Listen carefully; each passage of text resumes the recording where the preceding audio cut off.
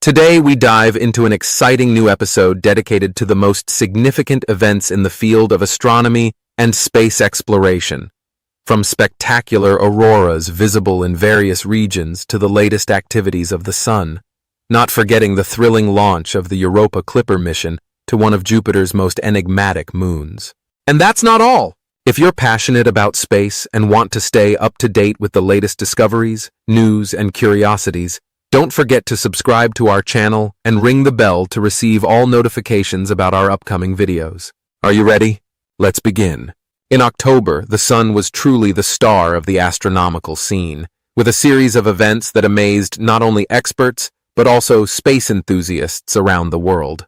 During the first 10 days of October, the Sun produced a series of high-intensity solar flares. Among these, a flare classified as X9.0 stood out, one of the most powerful solar explosions observed in recent years.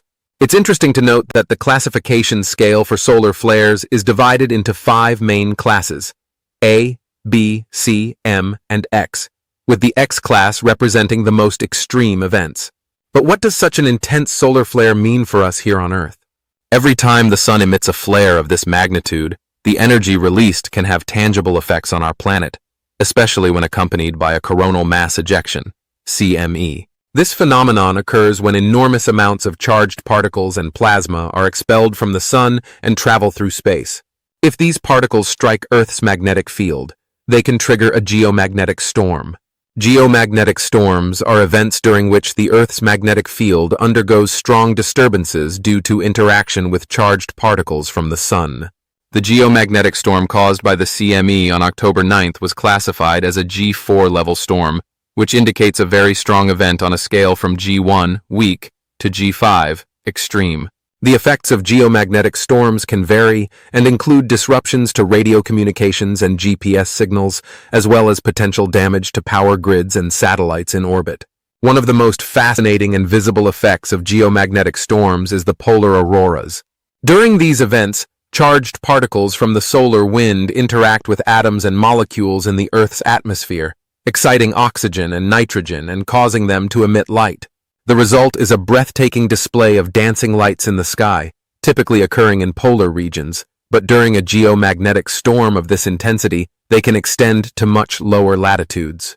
This is exactly what happened in early October, when spectacular auroras were visible in various regions. Normally, auroras occur near the poles, but thanks to the intensity of the geomagnetic storm, the sky was illuminated even over much of southern Europe, Asia, and America, which became the stage for these celestial phenomena. Local observers described skies lit up with shades of green, red, and purple in a rare and unforgettable spectacle. If you were lucky enough to witness this phenomenon, don't hesitate to share your experience in the comments. We'd love to hear your stories about this rare and extraordinary event. In mid-October, NASA officially announced that the Sun had reached the solar maximum of cycle 25. The solar maximum is a natural phase that occurs approximately every 11 years, when the Sun's activity, particularly sunspot and flare production, reaches its peak. During this period, solar and geomagnetic storms become much more common, as do auroras visible even at unusual latitudes. But why is it important to monitor the solar maximum? The effects of geomagnetic storms linked to increased solar activity can be very serious.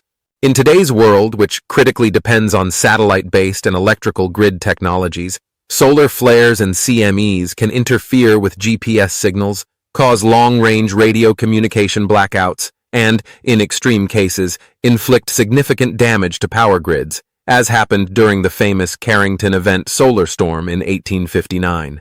Additionally, during the solar maximum, space missions face greater risks. Energetic solar particles can pose a danger to astronauts, especially during missions outside the Earth's atmosphere, such as those aboard the International Space Station or future missions to the Moon and Mars. For this reason, agencies like NASA and ESA closely monitor solar activity, using advanced instruments to predict and mitigate the risks associated with these events. One of the most advanced instruments used to closely study the Sun is NASA's Parker Solar Probe. Launched in 2018, this probe is currently the closest man-made object to the Sun and is literally touching the Sun's corona, the outermost part of the Sun's atmosphere. The Parker Solar Probe's mission is to study the dynamics of the solar wind and the physics that govern solar flares. In December 2024, the probe will get even closer to the Sun, reaching a distance of about 7.26 million kilometers from its surface, an incredibly close distance that will provide scientists with unprecedented data. Another exciting event in October was the launch of the Europa Clipper mission.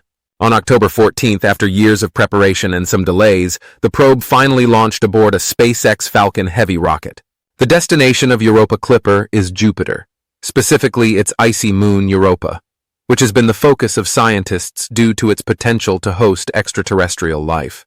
Europa is enveloped in a thick layer of ice, but beneath this crust lies a vast ocean of liquid water. Scientists' interest in Europa is driven by the fact that wherever there is liquid water on Earth, there is also life. Therefore, Europa is considered one of the most promising places in the solar system to search for extraterrestrial microbial life. Europa Clipper will be equipped with a range of advanced scientific instruments, including spectrometers and radar, which will allow the study of the chemical composition of Europa's icy surface and probe beneath to map the underground ocean. It will arrive in Jupiter's orbit in 2030, and from there will make a series of close flybys over Europa to gather crucial data. Meanwhile, progress continues in space exploration missions closer to Earth. On October 3rd, NASA announced the selection of two new astrophysics missions under the Probe Explorers class, Axis and Prima. Axis will be an X-ray telescope studying the emission of these powerful radiations from cosmic sources, such as black holes and neutron stars.